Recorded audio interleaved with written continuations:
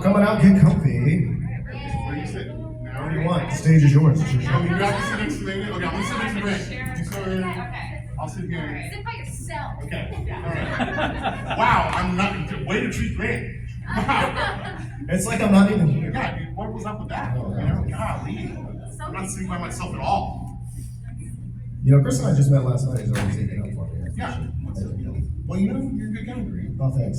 I'm glad that you could suss that out. Yeah, of course. You haven't done anything good with me. True. Yet. We got time. All right, we got time. Full weekend left, really. Yeah, really. Well, thank y'all for being here through wind and hazardous conditions and imaginary fires and everything else. Thank y'all just for sticking around through all that. Y'all appreciate that. Thanks. I think the topic of today probably really heavy on Spy Family, but a little bit of everything, right? And it's always great having voice actors on the stage. I find the most common question I hear is, how do you become a voice actor? From my observation, it seems like there is no one way to do it. Everybody has a different story, right? Getting into voiceover is like getting into Narnia. No one gets in the same way twice. That's really good. Yeah. We didn't like that a lot. Very profound. You worked on that. No, I stole it from someone. Oh. It was. I can't even give Oh, no, you credit. can't give credit? Oh. Yeah, I feel bad. I would credit them if I could remember. That's the best kind of way to steal Yeah, something, it is. honestly. It's not that. But I do think, I do notice it's a lot of fun to find out, what was that role that changed your life? Like, everybody has one, like, it wasn't necessarily the first one, but there was one that was, this one was very big to me. What was that for each of you? All right. Let's go, Alex! In terms of the anime voiceover work, that is a project that I worked on with this gentleman here, Chris George, many moons ago, called Death Parade. Or I would say maybe Psychopaths and Death Parade. We did those right back to back, like 13 years ago or so. And those were two outstanding, really unique, singular roles that I was very, very lucky to get at the time as someone who was still pretty new to doing this sort of thing. So, and those are very special projects that I think endure. So those were really big for me. My first show that I guess had an impact was when I was a full-time teacher, and then I quit because I said I'm not doing that anymore, which was great because then I could have more time to act, because when you're at a school all day, you sure can't be at a studio all day. It's kind of hard to be in two places at once. But there was a show I got cast in right off the bat called New Game, and I remember walking in. I was there in the studio for something else, and Cliff Chapin, who you all know as Bakugo from My Hero Academia, but he was directing at the time, and I saw him in the hallway, and I said, "Cliff, I quit my job.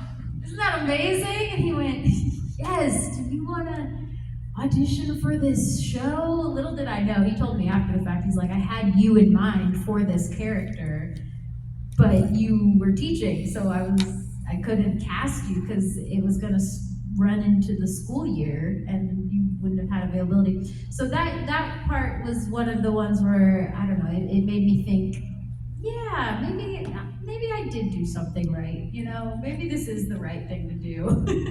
The universe is like, yes, you don't want to teach. You want to do this. But you really didn't. Like, I remember stories. Oh, it was horrible. It was horrible.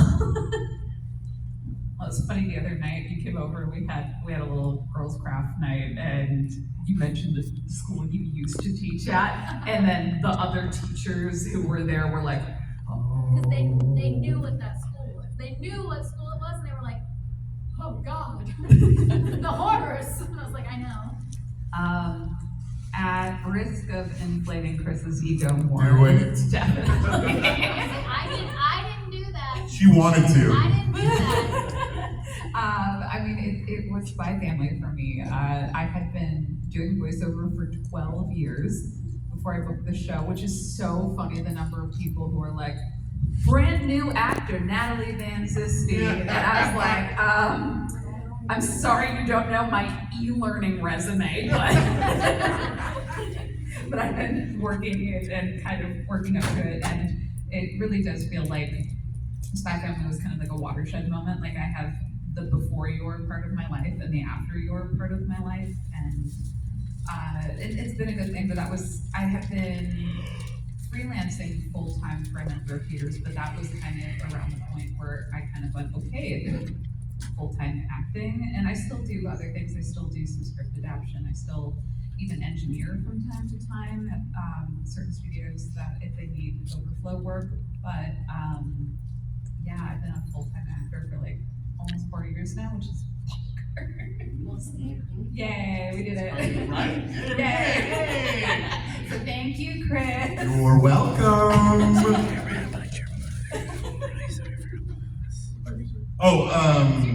Okay, so the question was a role that changed your life, right? Sato, 100% Sato. Getting to be in My Hero, doing 3 characters in My Hero, like it totally changed my trajectory in voice acting and stuff. You know, I was already doing a whole bunch of stuff, and I already had a bunch of characters that were in shows. I already had leads, I think, but Sato kind of, with My Hero, elevated me to more recognition.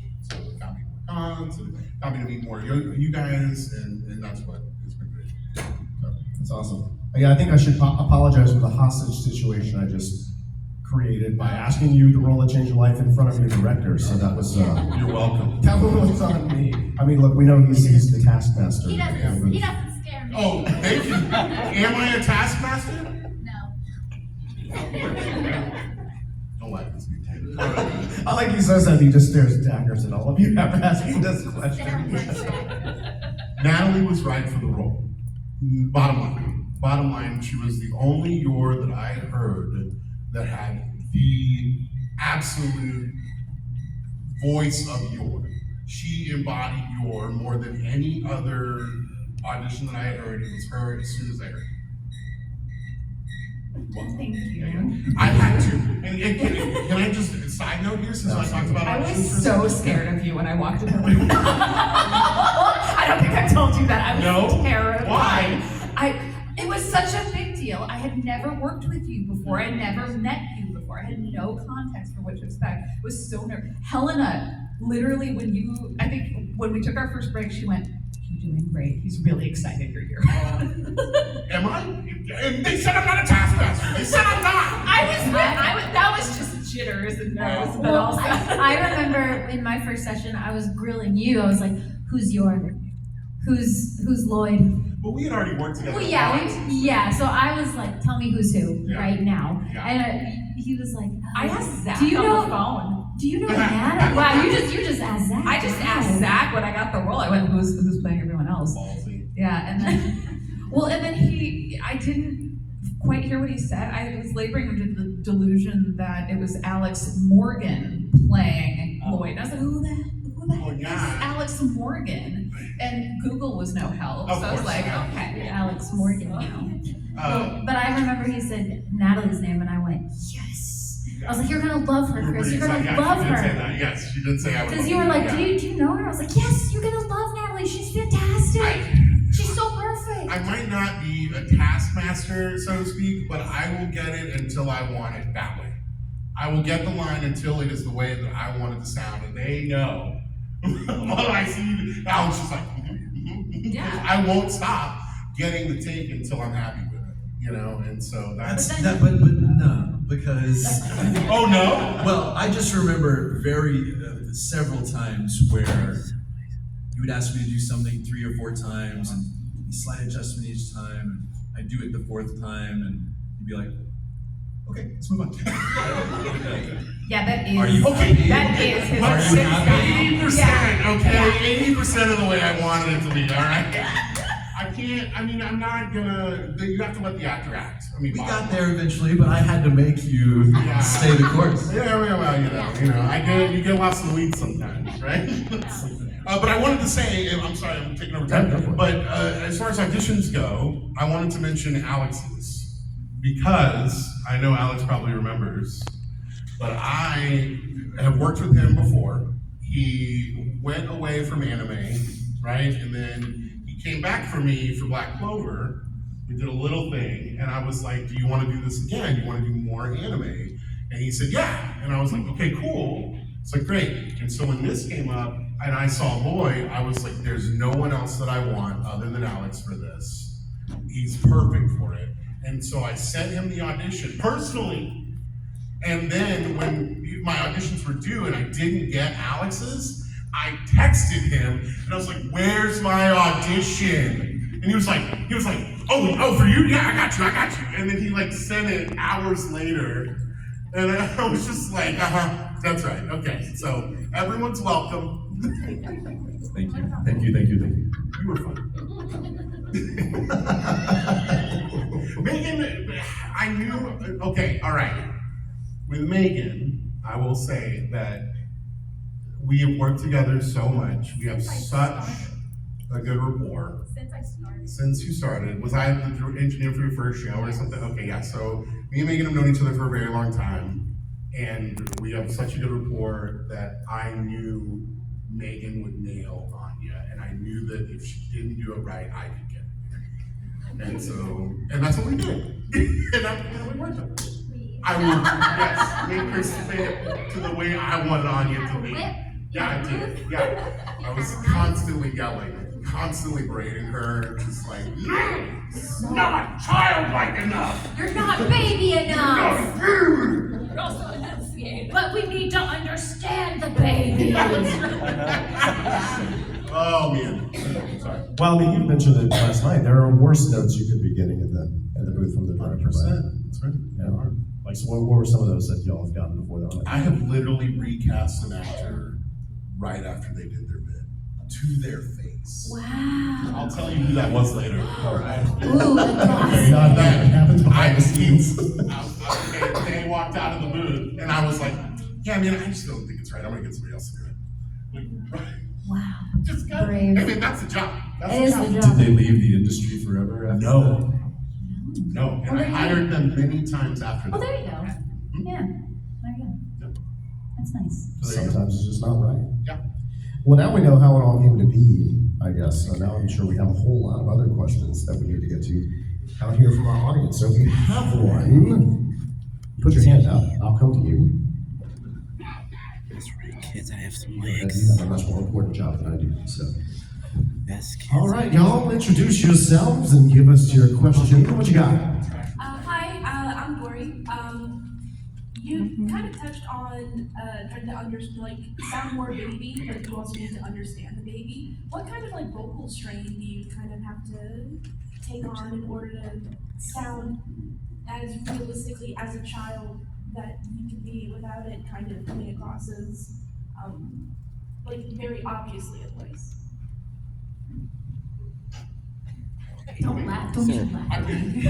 This is our first panel with Chris, by the way. Yeah, which is really messed up. And I said, you're really gonna change the I'm vibes. changing the vibe. I'm changing the He's vibe. changing the I'm vibe. shaking it up. Normally this is the chaotic Megan show that No. Alex and I kind of just. Oh, now it's the chaotic Megan and Chris show. That's what you're trying to say. Yeah, it's not all about me anymore. No, it's all about me. Now That's continue right. to say how you were a baby. Yeah, they love that. They're like, we don't want, no, don't look at us. No, I don't know if I would call it strain because it never hurts my voice. I feel like everyone in my family says that my Anya voice is how I speak as my dog, and they're very different voices.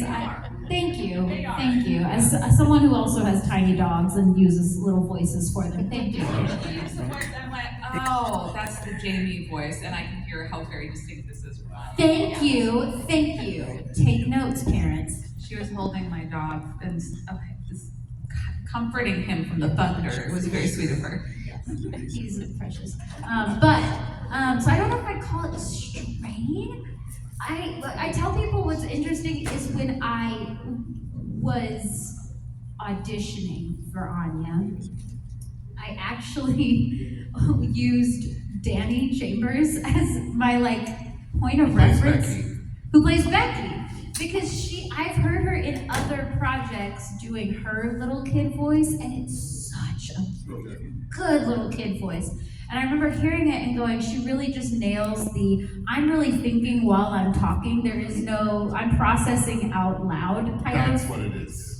That's the key. And so when I auditioned for Anya, I was like, I really want to try to do that because that's just, this girl is silly and funny and she's definitely got that little kid energy.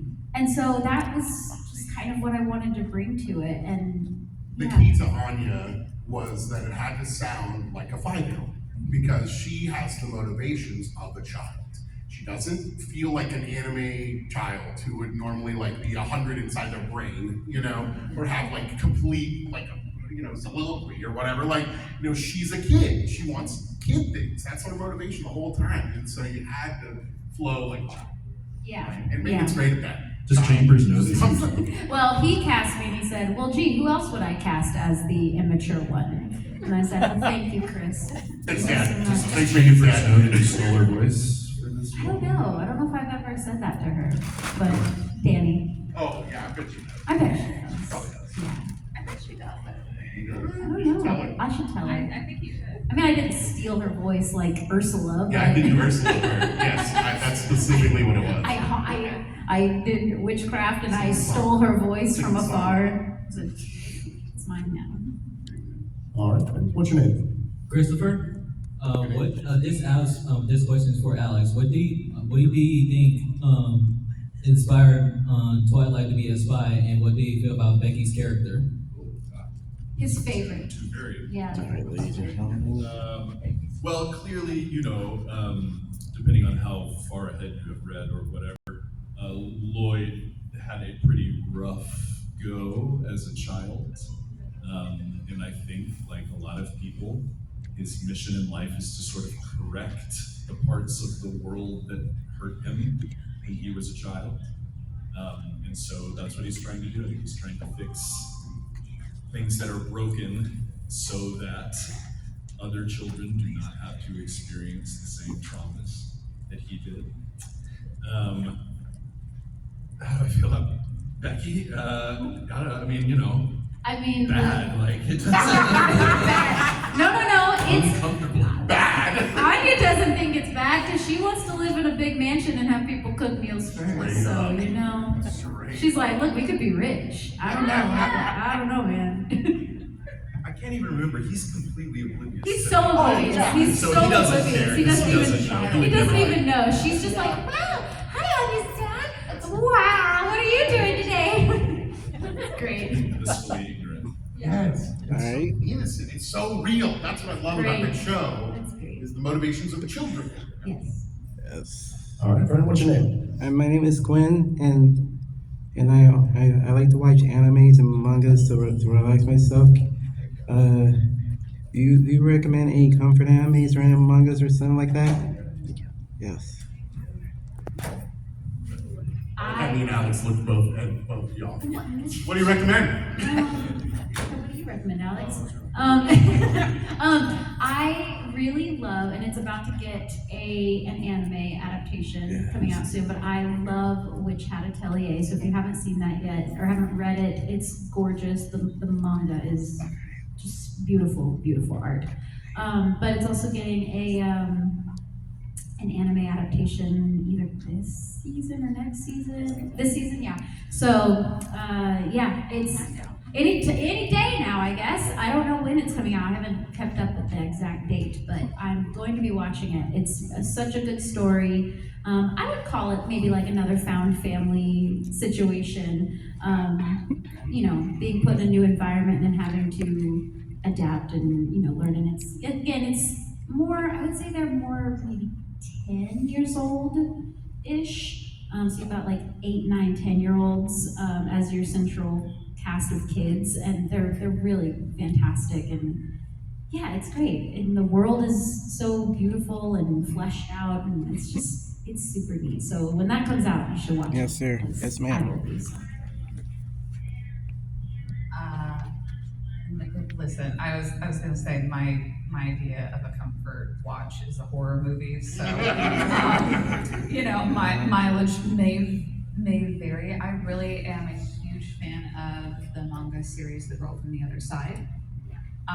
Just very beautiful, especially like that's one that nails the like Ghibli level of like drawing food and cooking and the kind of cozy cottagecore kind of vibes.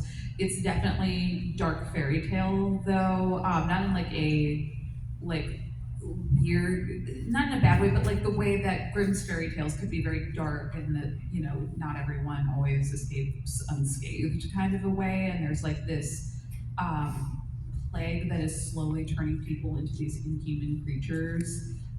But it's just got this gorgeous, kind of sketchy art style, but kind of cottagecore-y. I love it. There was an OVA that was made of it. For what they could do with 60 minutes, it's not bad. It's just not. I wasn't wowed by the OVA. It's beautiful. It is so beautiful. I just wasn't wowed by the adaptation choices. But the manga, I can gush about. I love that one. Oh, am I doing, can I say Science Game? Yeah, you No, I'm just kidding. Death Parade, no, wait, hold on. I'm gonna be self-serving. It's not easy. And I'm gonna be self-serving and say Interviews with Monster Girls. It's really good anime, and I think everybody should watch it. So check it out, it's very cute. My comfort watches are like cooking shows. And Oh stuff. yeah, I love a good Top Chef. Top sheet. I like it. All right. What's your name, Brent? My question is for Natalie, Megan, and Alex.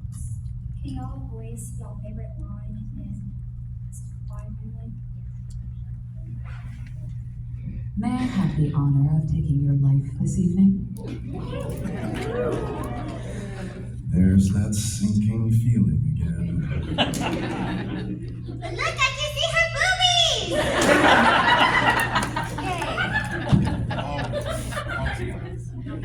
All right. Any Brent. notes, sir? Any notes? I don't have to do Was that. that good for you? Was that good enough? Was that? You don't want to start with me. It was fine. What's on your mind? My name is Emma, and I was wondering, what would you guys think your character's favorite food and drinks would be? Oh, that's a good one. That's a good one. I mean, I don't have to guess. Anya likes peanuts and she hates carrots, so Yeah, peanuts. I made a whole song about it. Oh yeah, hamburger I steak. want to Yeah. say water for Roy. Water. Water. Maybe Water is maybe a favorite black thing. coffee. Black coffee. Yeah, something like Something with mashed potatoes and water. simple with a lot of calories. It's really dense. Yeah. And grilled chicken with no seasonings, Yeah. mashed potatoes, Yeah. and water.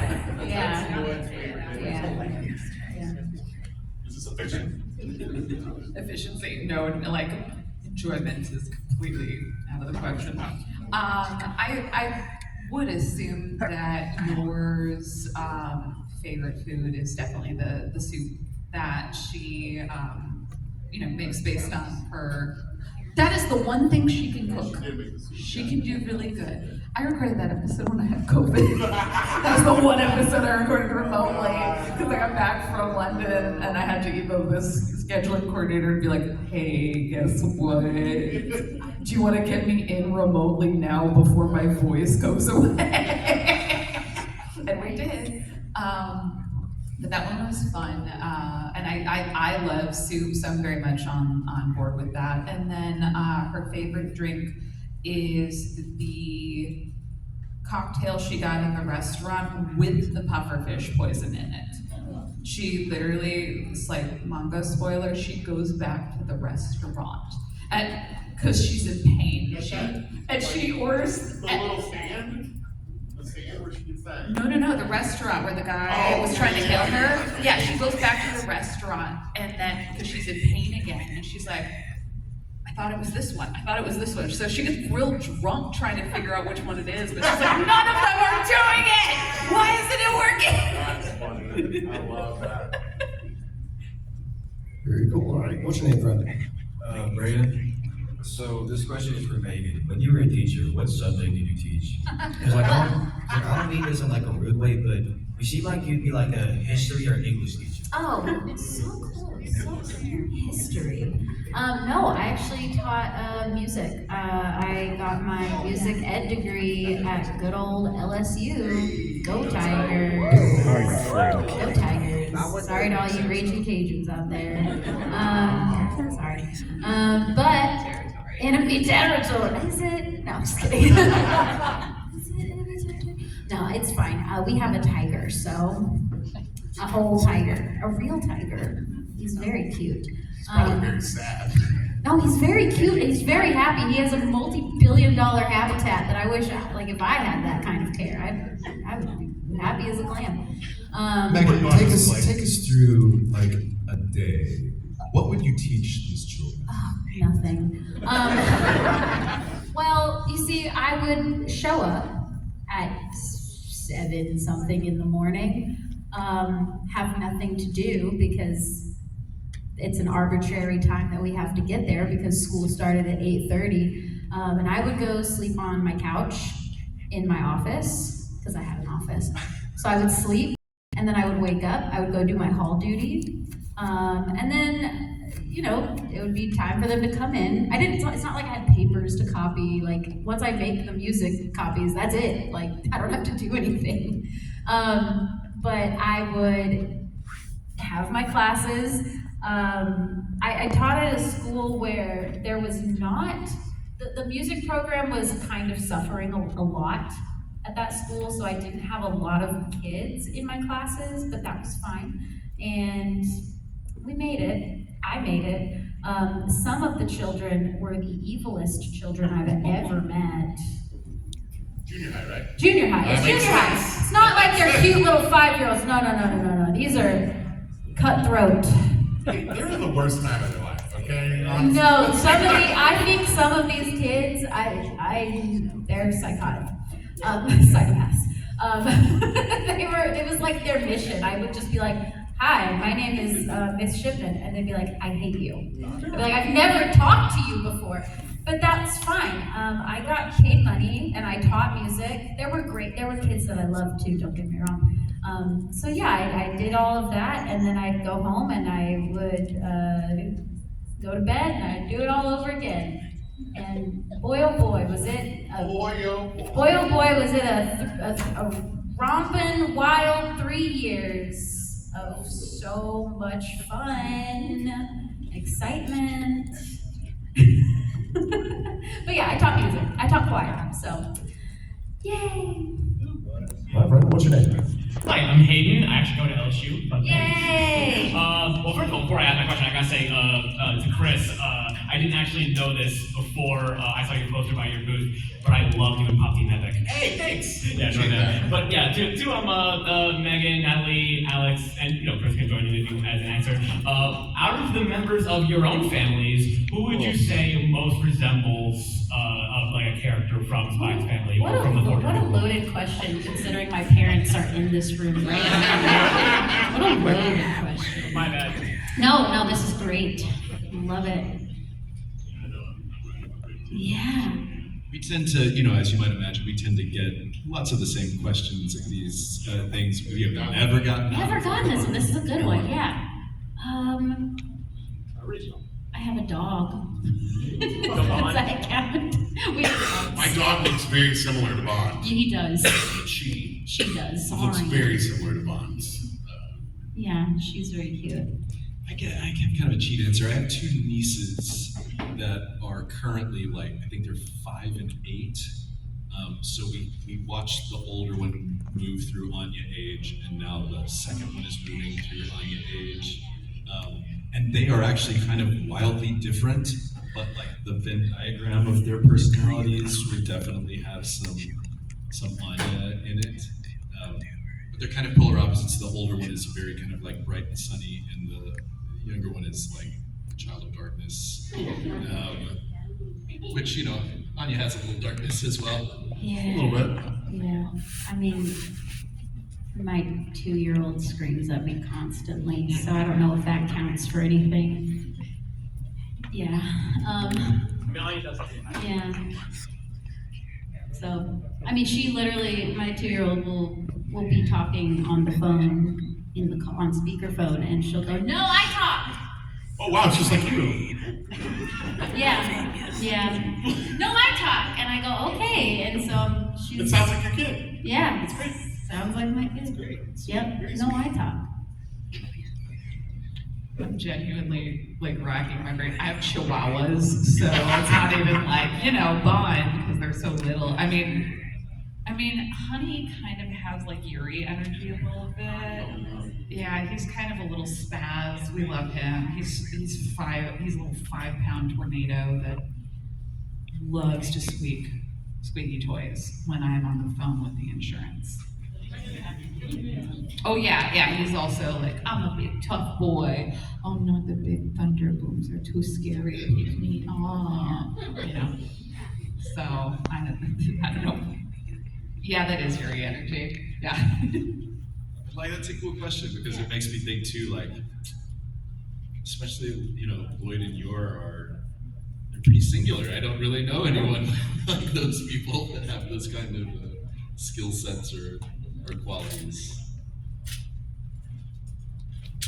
All right, very cool. What you thinking?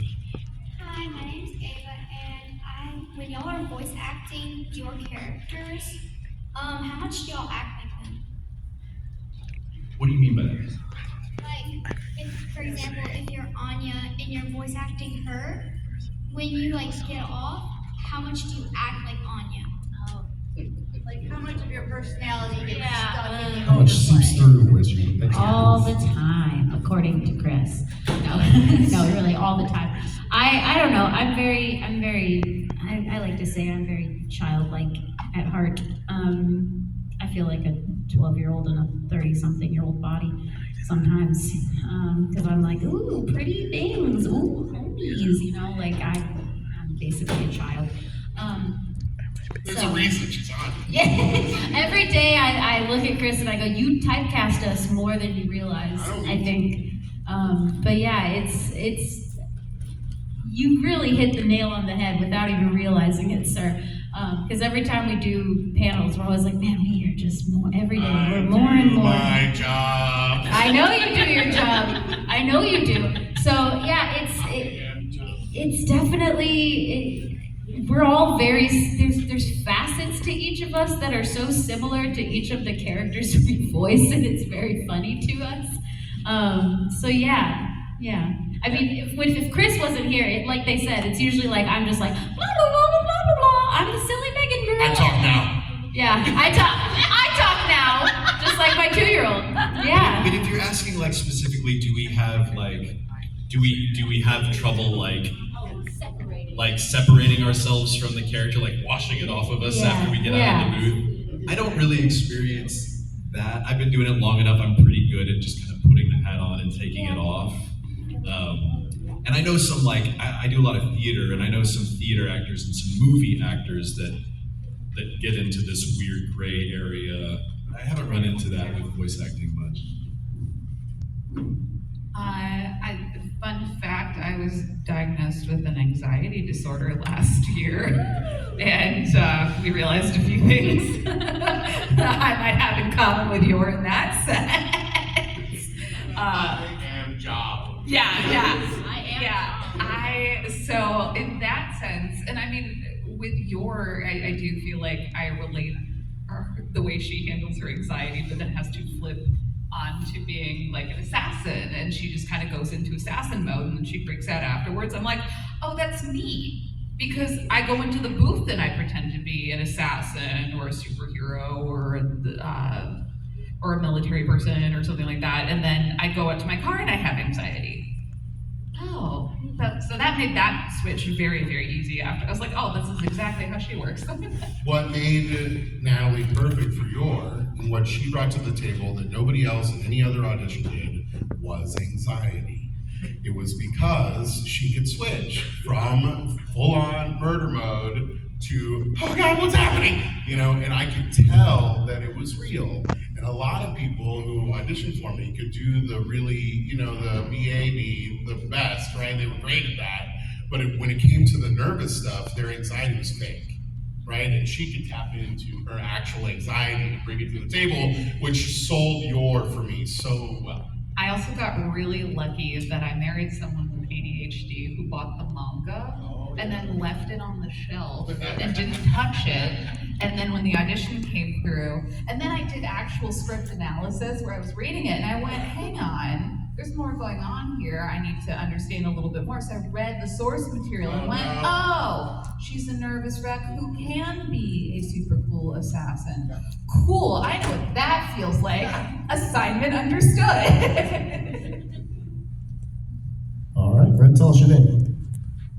Hello, my name is Chandler. I got a question for all of you. This may sound strange. If you have to choose your own character, let's say there's an invasion with all the Power Ranger villains, DC, Marvel villains involving your franchise, including Decepticon. If you ever met like other voice actors from the other franchise, like Power Ranger, DC, or Transformers anymore, yeah, that's one thing.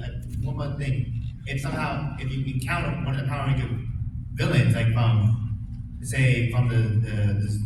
Saban era, like from Mighty Morphin to In Space to Wild Horse. So, I guess which of their characters they played would be the best to go against some sort of super villainy, right? Yeah. Okay. Star and Stripe from My Hero. Listen, she's the best. She's #1 in the USA for a reason. I'll jump on that train. That's all well. I don't count because my quirk is not helpful. It only buffs one person. It doesn't even buff me. I don't know. I would say Anya wins. I just keep thinking of all those pictures of people that photoshopped Anya into all of the screenshots from all the other mangas. They were like, here's Anya in Chainsaw Man, and she's like dingy, she looks super menacing. So I don't know. I think Anya's the most menacing, thing ever. So yeah. What character? Your turn, Chris. What character?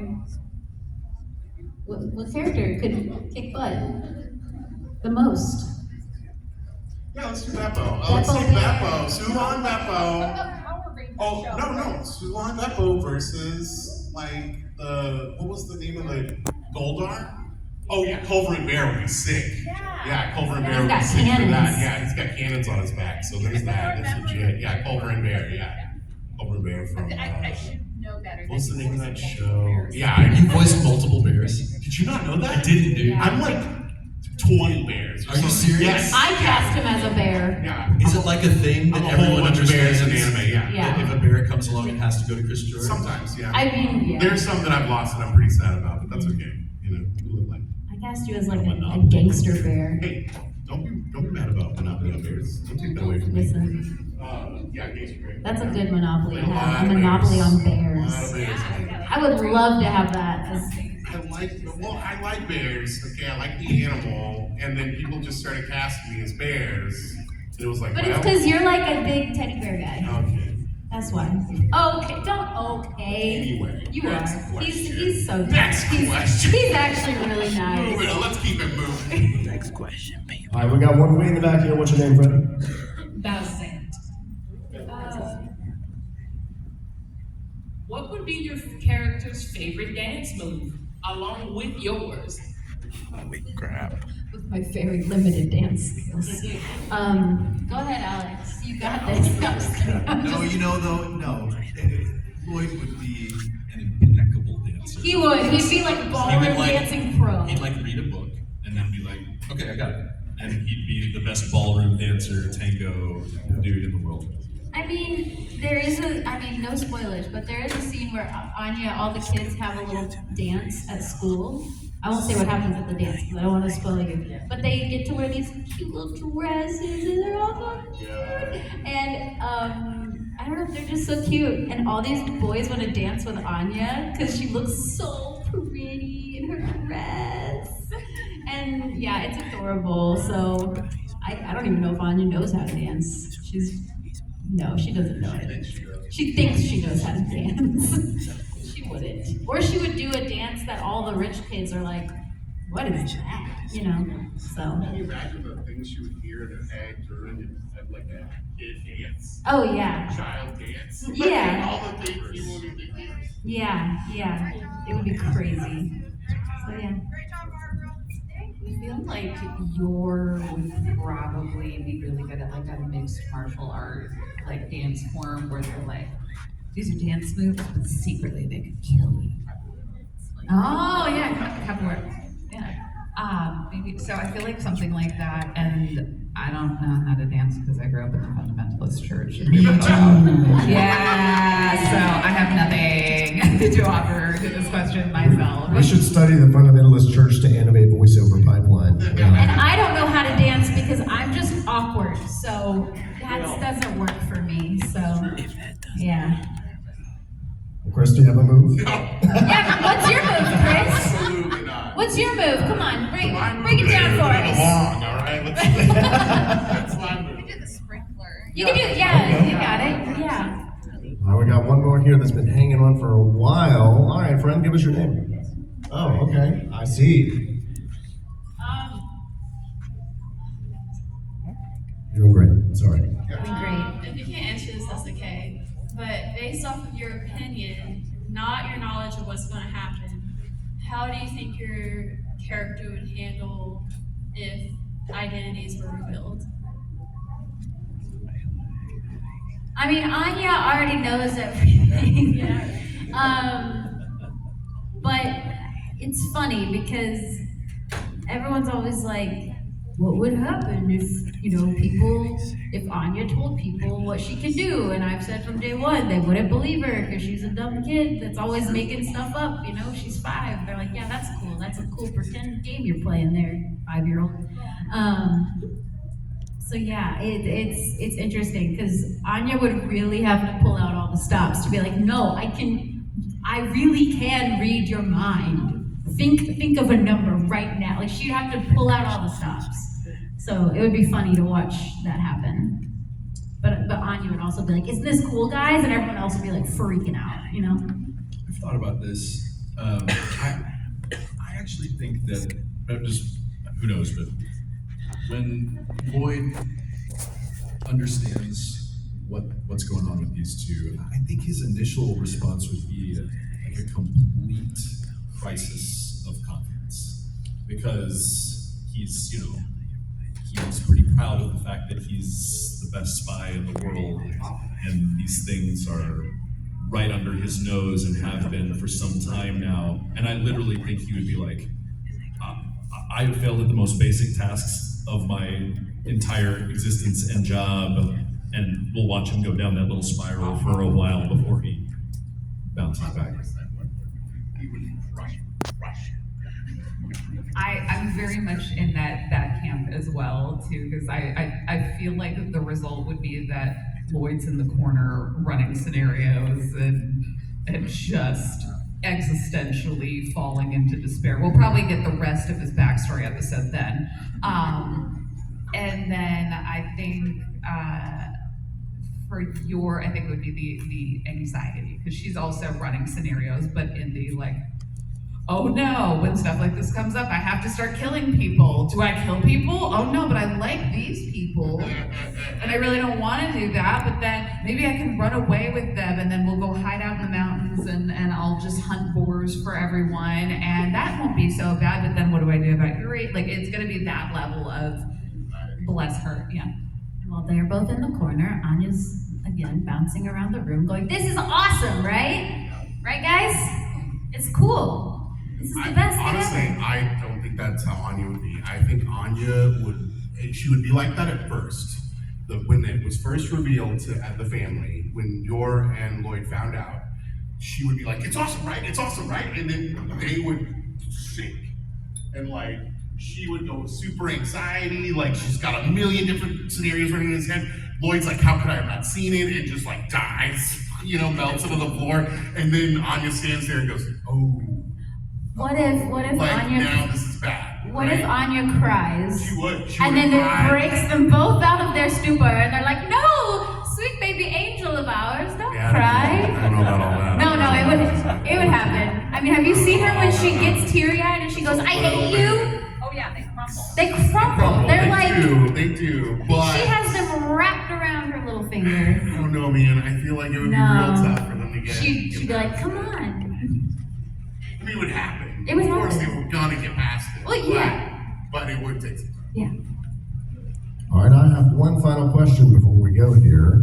Can we get a group photo with our friends that came to the panel? Is that something we can do? Yeah. If y'all want to come up to, the front here, stand up, kind of squeeze in, and maybe if y'all just want to come like, I don't know, right about here, and then I'll come right about there, and then I'll just take a picture of everybody. How about that?